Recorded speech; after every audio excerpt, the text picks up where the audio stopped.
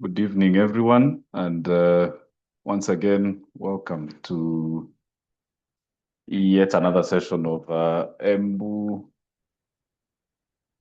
Level 5, EMBU HPTU, Mount Kenya East, CPD-CME presentations. I'd like to acknowledge the gracious help from the National Office, who've accorded us the use of this link to be able to reach out to 645 participants and counting. So thank you very much, PSK. And we are honored to have Dr. Kelvin Murigo, who also happens to be our Mount Kenya East branch chair, who will be taking us through a CME on the use of inactivated polio vaccine, IPV. So Dr. Murigo, please proceed on to share your slide, and let's all pay attention. We'll be recording your questions on the chat, and if you have any concerns, you may raise your hand at the end of his presentation for a short Q&A that we'll be having then. Thank you. So thank you very much, Dr. Nyaga. Thank you to the PSK National Office. My name is Kelvin Murigo. I'm a pharmacist practicing in Embu County. And I would want to welcome you today to this today's presentation. I'll go ahead and share my screen.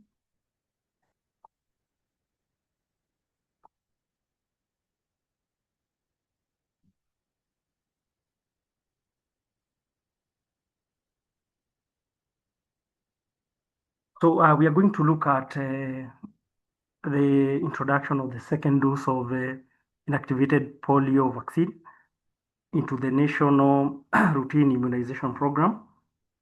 And it's not a very long session, but it's quite informative. So this is my outline. We look at the clinical presentation of polio, the disease, the epidemiology of it, the types of polio, the endgame elimination strategy for polio, then a bit of polio surveillance. Then we look at, most importantly, the rationale for introduction of the second dose of the IPV. So maybe just to take you back, if you belong to my generation, you must have seen these posters quite a while. This was a poster that was running around, if you look at the dates, that's around some dates in 1996. And this time we were talking of kicking polio out of Kenya, and more so out of Africa. I think from the illustration there, it's like we were kicking polio to go towards that is where the Indian Ocean or something. So that's just a take back of where we have come from. So the oral polio vaccine was introduced in Kenya in 1980, and if you check history, that is when KEPI began, the Kenya Expanded Program on Immunization, and that is when vaccines really ziliekewa uzito mingi. So then before the 1980s, polio was a major public health concern in the country, and so we did mostly oral polio vaccine all those years up to 2015, and that is when inactivated polio vaccine was introduced in Kenya. So globally, while polio vaccine type 2 was declared eradicated in 2015, and while poliovirus type 3 was declared eradicated in 2019, and WHO declared Africa wild poliovirus free in August 2020, that is inclusive of Kenya. But however, the country has experienced several outbreaks, mostly imported, and that is why sometimes you keep seeing the supplementary immunization activities going on. But despite importations, Kenya continues to maintain its polio-free status, and the long-term strategy is shifting from the oral polio vaccine to inactivated polio vaccine to eliminate vaccine-derived polio. And maybe just as a context, that in some other countries, some more developed countries where they were able to introduce the IPV earlier, like the US, they have shifted away. OPV is no longer available in the US. They just use inactivated polio vaccine. So this is what I was talking about. This is a Guardian article dated 25th of August 2020, where it was basically declaring that after some vaccination drive in Nigeria, that is when Africa was declared free of wild polio. That is after decades of work. A lot of work had been done. So polio, the disease, is a highly infectious viral disease caused by the poliovirus. It spreads through the fecal-oral route, often via contaminated water or food, and multiplies in the gut, in the intestines. The at-risk population, primarily children under 5 who are unvaccinated, but can also impact adults and adolescents. And 90 to 100% of non-immune household contacts will be infected. And that is why the need for upping our vaccination trends on polio. So in a small proportion of cases, the disease causes paralysis, which is often permanent. And that is one in around 200 cases, which results in paralysis. We always say that it seems small until probably it affects you directly or affects somebody that you know, then now you'll be the one. So there are 3 serotypes of wild poliovirus. That is type 1, type 2, and type 3. And we will see what each one of them means. So as we all know, most of these viral diseases have no cure. So polio is no exception. So there is no cure for it. It can only be prevented by vaccination. And immunity against one serotype of the viruses that we have talked about, that is 1, 2, and 3, does not confer immunity to the others. So there are 2 types of vaccines. That is the OPV, the oral polio vaccine, the one that we said was introduced in 1980 when KP came to be, and the inactivated poliovirus. The transmission is through the mouth via contaminated food or water, that is a fecal-oral route. Then the symptoms are fever, fatigue, headache, vomiting, neck stiffness, limb pain, and weakness, among others. So these are the types of the poliovirus. We have said there is the wild poliovirus that we have said has those substrains, 1, 2, and 3. And it invades the nervous system, causing paralysis and even death. The risk factors: low immunization rates, then poor sanitation, and high population densities. And to stop transmission, we should vaccinate all children under 5 years of age with OPV and IPV, as we shall see. So if you look at the risk factors, again, they point mostly towards these low and middle income countries where we are. That is where we are likely to have poor sanitation and sometimes high population densities. Then the other type is the vaccine-derived poliovirus. This is It's a virus that has genetically changed from the weakened virus originally contained in OPV, because as we shall see, the formulation of OPV is basically a weakened poliovirus, and it may change genetically to cause disease. The virus can circulate and create an outbreak, that is circulating vaccine-derived poliovirus, or infect immunocompromised children. And again, risk factors are under-immunized populations, and we should vaccinate all under fives.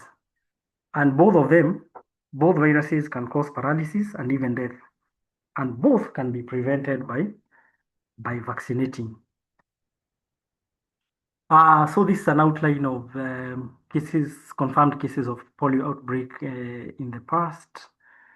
While poliovirus outbreaks, that is quite some time back, in 2009 in Turkana, Rongo, in 2011, Garissa, 2006 and 2013.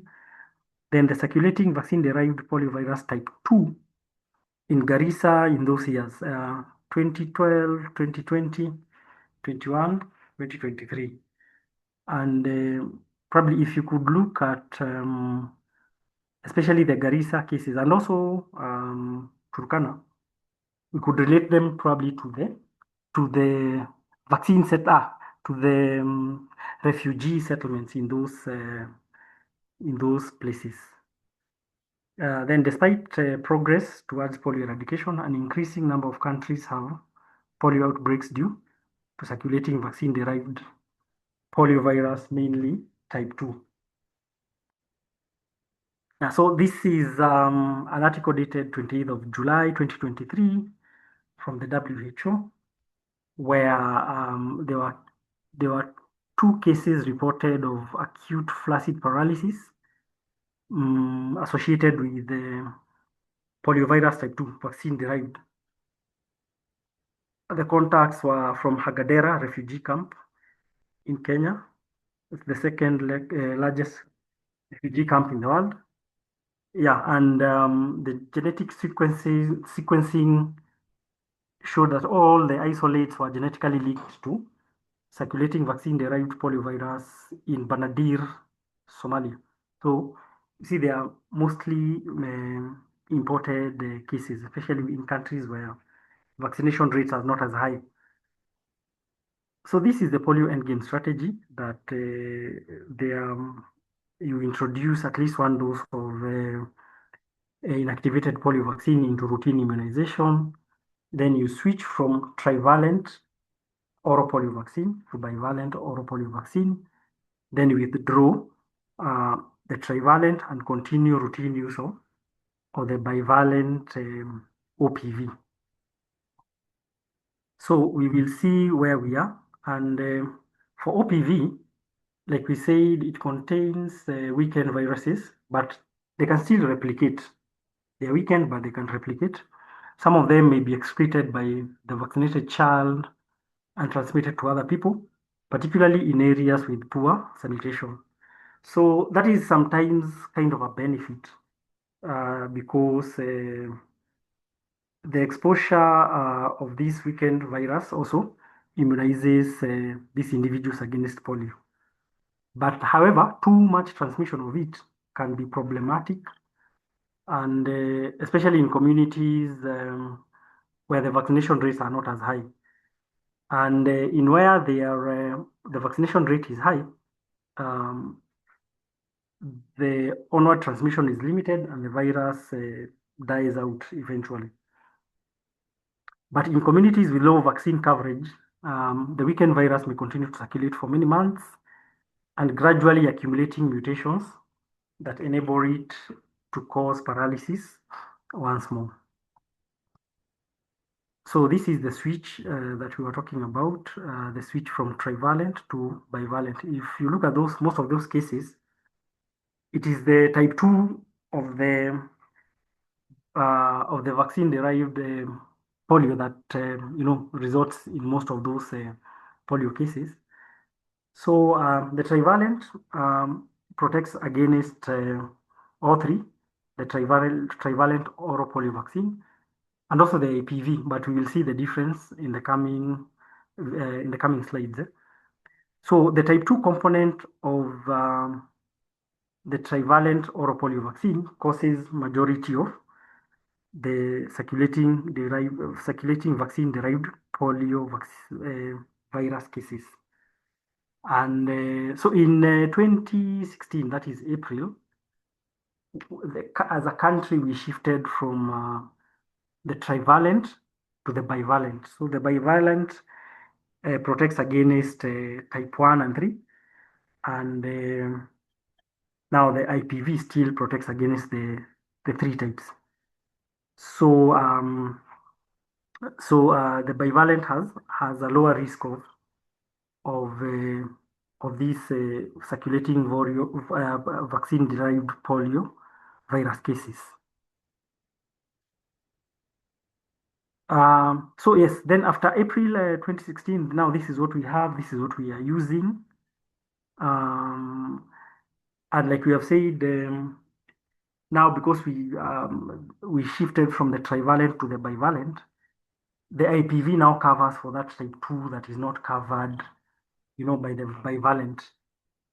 And it offers additional protection against now all types.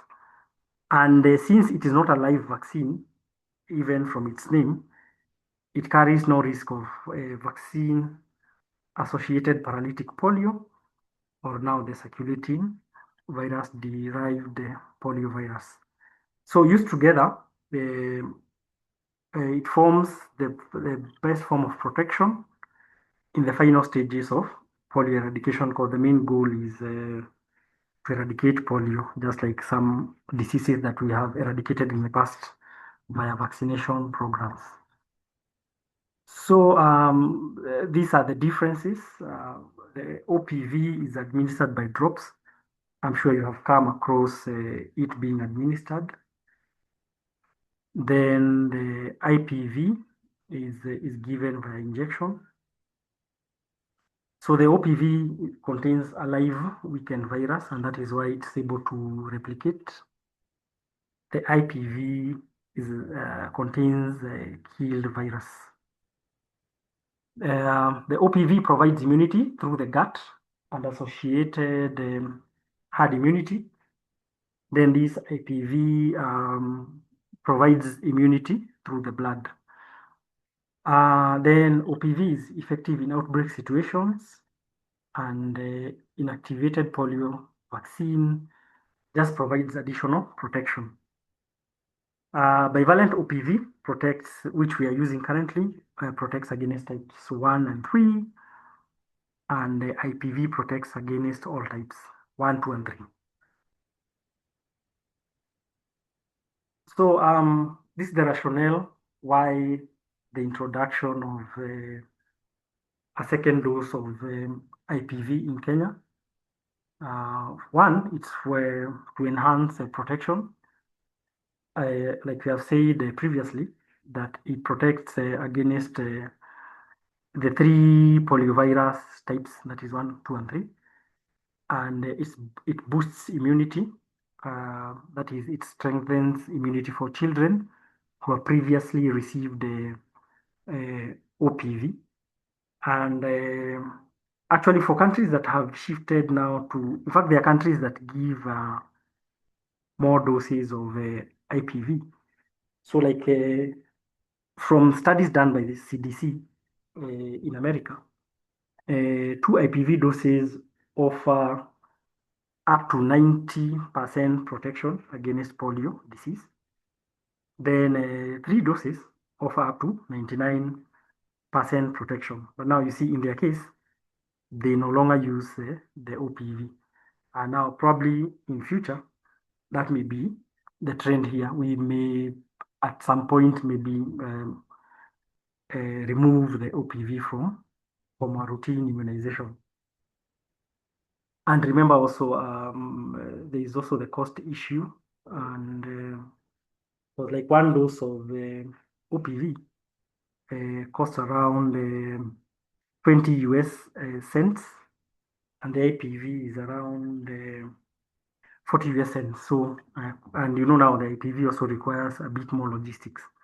So, but probably we'll move to that direction in future. Then it's another rationale is it contributes to eradication, and it supports efforts to eradicate types 1 and 3, particularly following outbreaks.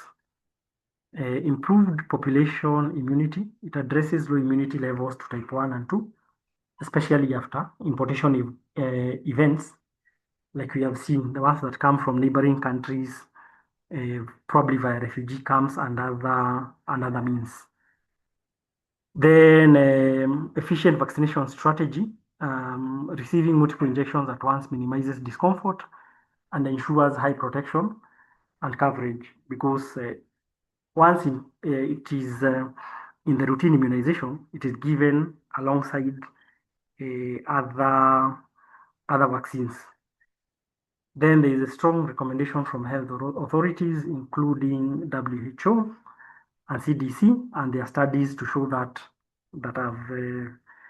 I've attached in my references. So the strategies for polio eradication, we make sure that there is high routine immunization coverage. This was disrupted a bit when we had COVID, because people are not visiting hospitals as much. So that may have contributed to the vaccination rates going a bit down. So children are supposed to receive at least 3 bivalent oral polio vaccine doses 4 weeks apart, starting of course at birth, then 6, 10, and 14 weeks. And yes, dose 0 enhances uptake of the next doses, that is the dose given at birth. Then 1 dose of IPV, we are currently giving it at, or rather, yeah, we are currently giving it at 14 weeks, and additional dose at 9 months to boost population immunity against all the subtypes.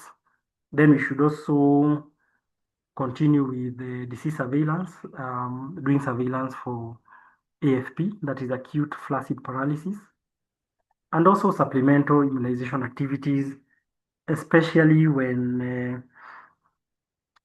is risk of those imported cases, and I'm sure you see them every other time, and sometimes to the general public, there have been questions on whether why are we giving polio so many times? But yeah, so that is the strategy to eliminate the disease. Then, so I've talked about AFP, acute flaccid paralysis, and this is a standard case definition that any child age less than 15 years of age presenting with acute and sudden onset of flaccid paralysis or a muscle weakness, or any person with paralytic illness at any age in whom the clinician suspects poliomyelitis. And each one of them has a definition. Acute, of course, is short term, rapid progression, brief duration. Then flaccid, it's floppiness of the muscles, reduced tone basically of the muscle, and paralysis is loss of muscle function. So then why report AFP and not polio? Because there are several other conditions that may look like polio, and it may lead to the true cases being mistaken for others, like the GBS syndrome. Then reporting of polio, if you're reporting for if you go actively looking for polio, you're likely to miss some cases. So increase sensitivity to detect any polio cases by reporting a syndrome defined by those things we have talked about. It is a sudden onset, then there is reduced muscle tone, and muscle weakness. And this now includes all polio cases.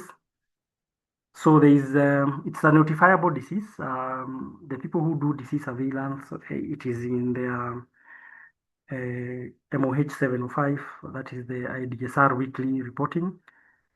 And to rule out polio from non-polio, stool specimens are taken for testing, just to rule out that, to confirm or to rule out. So the eligibility and contradictions of to IPV vaccination eligibility. Now that is the second dose, because the first dose we have said is given at 14 weeks.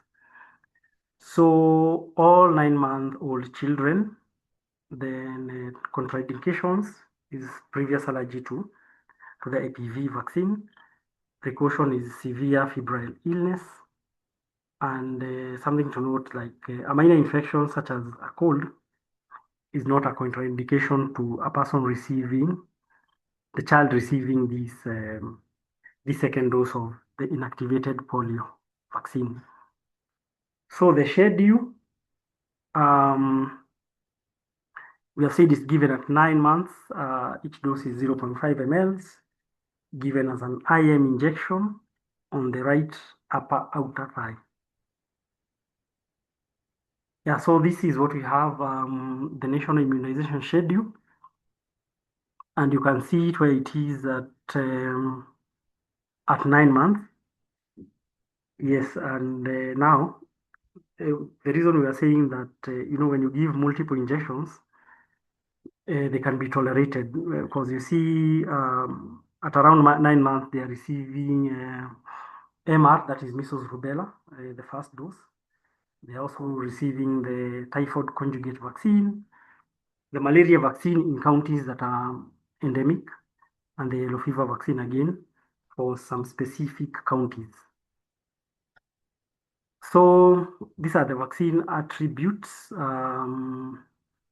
This is what is currently available via the National Vaccines and Immunization Program. It contains, is trivalent, containing the 3 serotypes, that is 1, 2, and 3. Yeah, this brand name is Upolio, manufactured by LG Chem. So if you only if you thought LG only ventures in electronics, they also have a pharma division. Then the presentation is it is a liquid ready to use in a 5-dose vial. So the dose has each vial has 5 doses.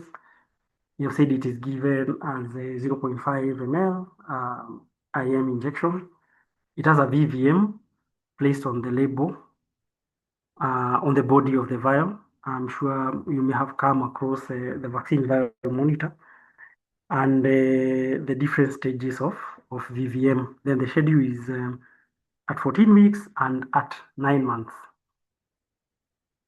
So stored between 2 to 8 degrees, requires strict temperature monitoring, and use conditioned ice packs. And maybe something to note is that sometimes I see this, I'll call it a mistake, being done over and over, when even for other vaccines, when probably somebody is transporting vaccines, once you have removed the ice packs from the freezer, unaziweka tu zikiwa na hiyo barafu, like the solid, when it has solidified. You're not supposed to do that. You're supposed to condition them. That is, let them thaw until when you shake it, there is water moving inside it. So those are the ones that we call conditioned ice packs, because the risk of using those others is that at very close contact with the vaccine, you may cause it to freeze. Then it is more susceptible to heat than other heat-sensitive vaccines, and its VVM, that is a vaccine vial monitor, color, may change faster than for other vaccines.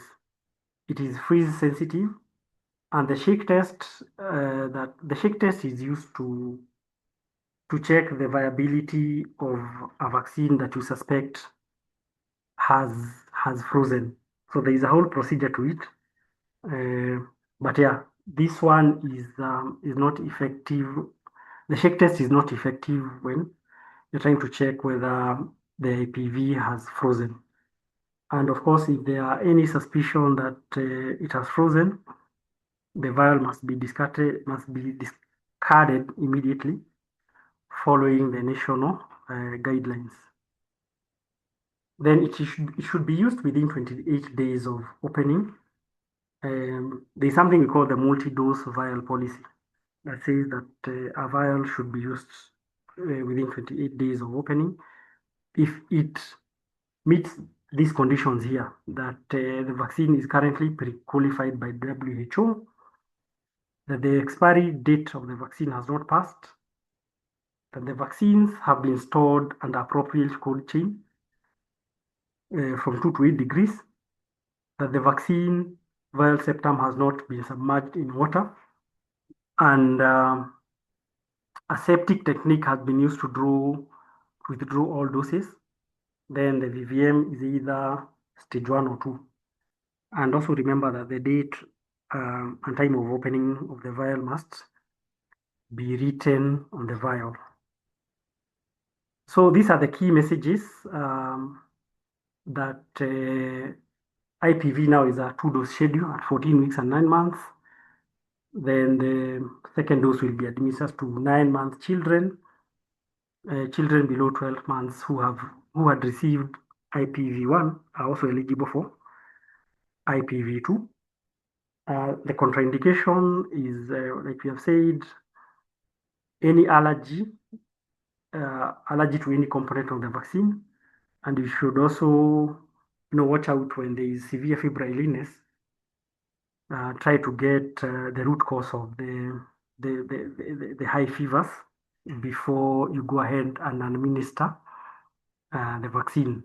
Something also I would say, because most of us here are pharmacy practitioners, that you should also report any IFEs, that is adverse events following immunization, via the various platforms offered by PPB. But more so the pharmacovigilance electronic reporting system.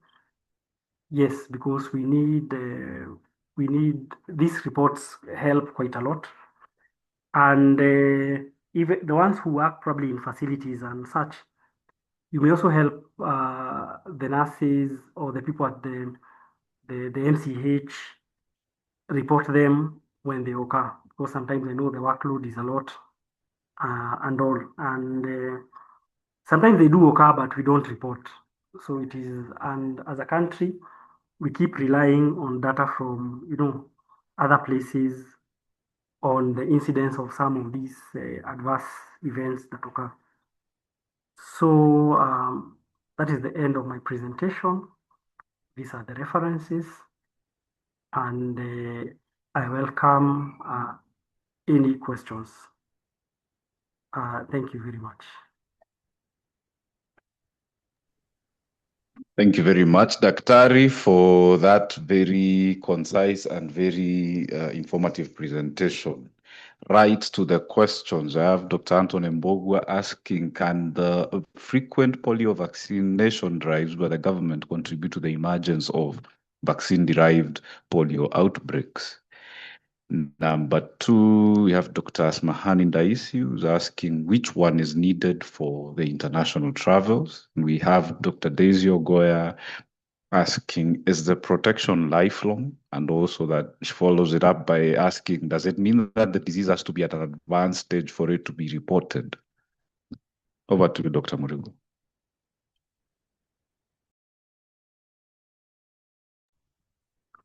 So thank you very much. The first question is about could the many these supplementary immunization activities that are done regularly contribute to this vaccine-derived polio virus? And the answer would be no, because this, you are trying to run catch up vaccination for people who have never received. So every time you do around, you're trying basically to mop up, because the more people vaccinated in a population that we have seen, even if there was a circulating one, if more and more people are vaccinated, the transmission dies out at some point. So I would say that the more the better, especially when we are having those risks of imported cases.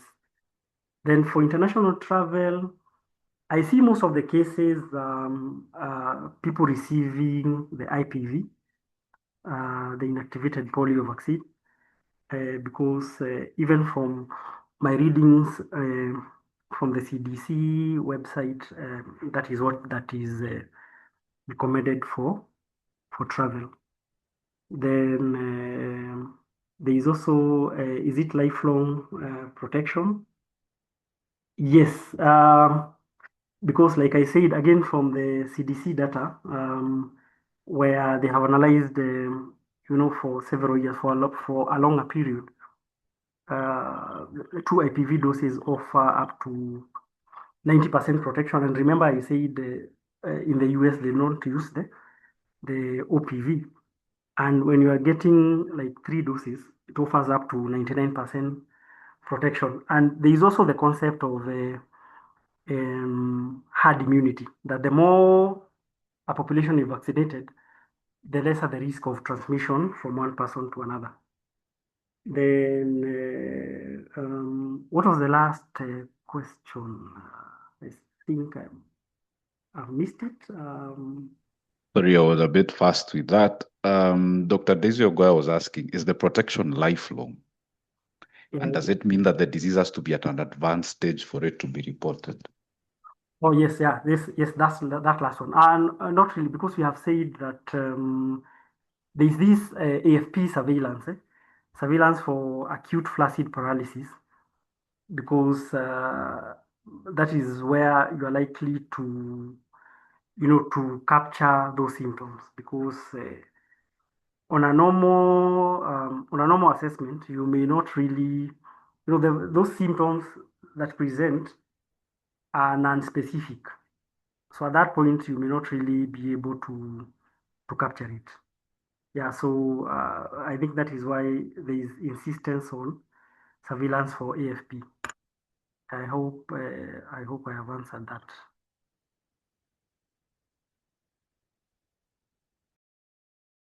Yes, thank you. A few more questions, and I hope the listeners who asked the questions are sufficiently satisfied. We have Dr. Lewis Mbaya asking, what's the rationale for combining OPV and IPV during the week 14 immunizations, if EIPV itself protects against the 3 serotypes? And then we have Dr. Mayambayawa asking, was polio eradicated or so is it back? And Dr. Evans Omboga asking, how is the ministry able to categorize vaccine-derived polio cases?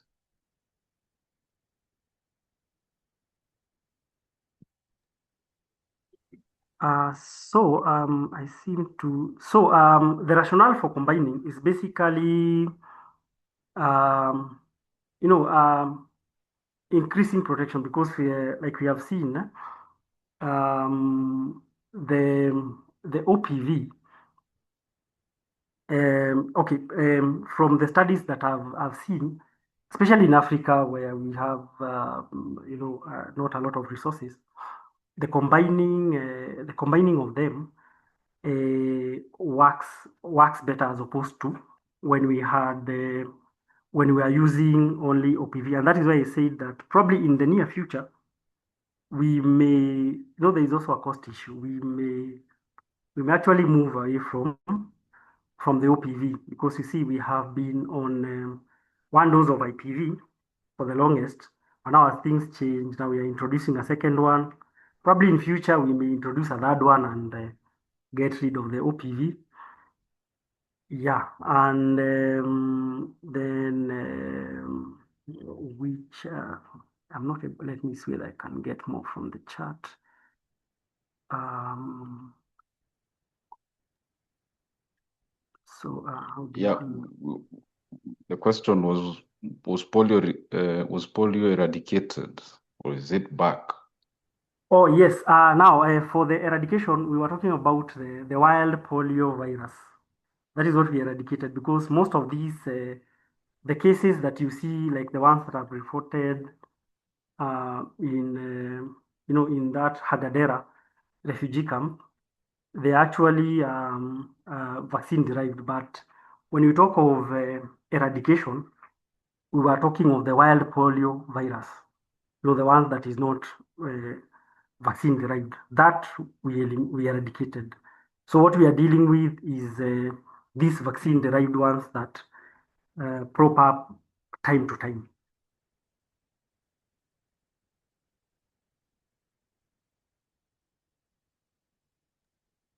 Okay. There was a question from Dr. Umboga Evans. How is the ministry able to categorize vaccine-derived polio cases? Yes, from the article, from that WHO article that I shared, they did a gene sequencing, and that is how they were able to categorize it as vaccine derived and not wild type. So there's a lot that happens, I'd say, at the lab, and they're able to genotype that virus and be able to categorize it as vaccine derived or wild polio.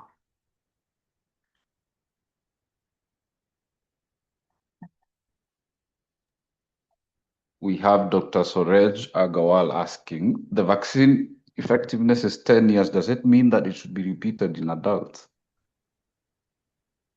Dr. Kananu Kubai asking, how do we as healthcare workers handle parents or guardians who resist the second dose of vaccination during routine immunization? Most, how do we handle parents who resist vaccination during vaccination drives? So probably I'll begin with Kananu Kubai.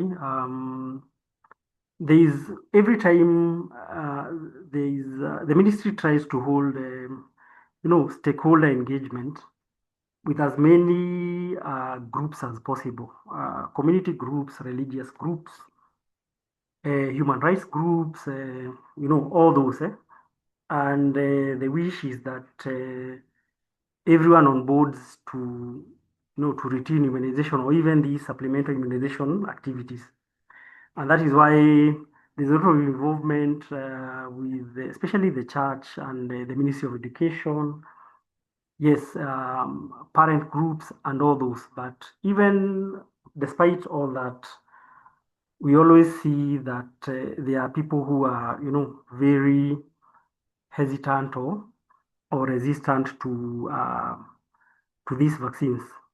And actually, sometimes it's a bit, I think the more people have knowledge, the more they are likely to oppose some of these vaccines. Because if you have been seeing what has been happening in the US regarding the measles outbreaks and vaccination, the more the society is learned, the more they see that there is no need. And sometimes when you have not seen a real case of some of these diseases, you're likely to worry more about, the perceived side effects rather than the seriousness of the disease.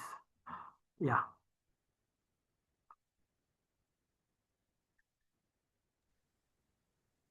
We have Dr. Melchizedek Raba asking, how do you differentiate CVDPV from other conditions with similar presentations where PCR is not available? I think the presenter had already mentioned that there's usually routine surveillance on a weekly basis throughout the country. And actually every sub-county is required to report on a weekly basis.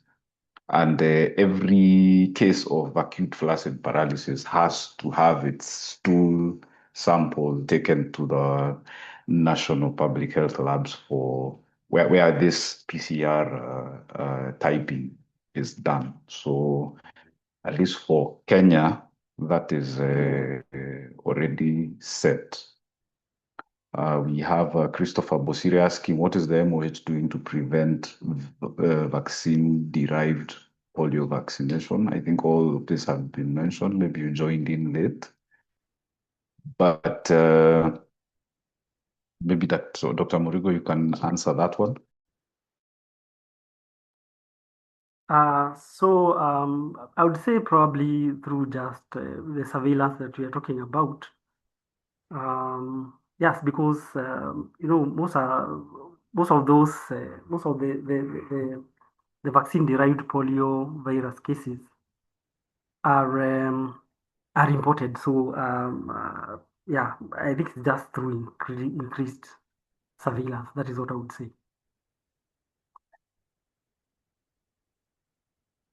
Thank you very much. I am well aware of the fact that many of our listeners are not working in our public sector and maybe not cognizant of the fact that there's a lot that the ministry does that goes unseen. For some of us who are well aware of this, we are aware of what disease surveillance and response officers handle. They are usually on edge and at attention at every time. They report on any notifiable disease that could be within the community. And they have to do so on a weekly basis. So that's how now we have a lot of detection and response that is handled at the Public Health Emergency Operations Center in Afia House. I believe we've exhausted the questions, and we are seeing accolades from very many people who are saying, we're commending you, Dr. Murigo, for having made a very educative, well-presented presentation. Maybe we could also mention that in case of adverse reactions or adverse events following immunization, we are all aware of the channels of reporting that the PPB has allocated to us through the pharmacovigilance electronic reporting system. We also have been talking about other vaccines that are given in a routine basis or some that are being introduced. So we have been fortunate enough to be educated on measles, rubella, typhoid conjugate vaccine, human papilloma vaccine, and now the injectable polio vaccine. So we are all better off at the end of this. We will be taking attendance, and the email address of everybody who's registered will be able to have a copy of this presentation, and you'll be able to access these references for your further illumination. So the points will also be allocated within the next few days. So you will maybe start seeing points as soon as tomorrow morning. This event will garner you 3 points. And thank you very much for your support. We have reached 1,000 participants, and it's only because of your support to us that we've been able to make this initiative work. So mine is to wish you all a good evening. And as soon as we will be able, we will reach out to you via embu.hptu@gmail.com. And we'll be able to let you know of any other events. Keep checking on the portal for any events that are hosted by Embu Level 5. Yes, Christopher Bosire, we will send the slides to everybody. So don't be worried about that. Have a good night, everybody. Thank you, Dr. Murigo. Thank you, Dr. Silvanas Manyala, for according us this privilege of hosting. And let's keep doing this from time to time. And we will all be together and better. Thank you. Good night. Good night, everyone. Thank you.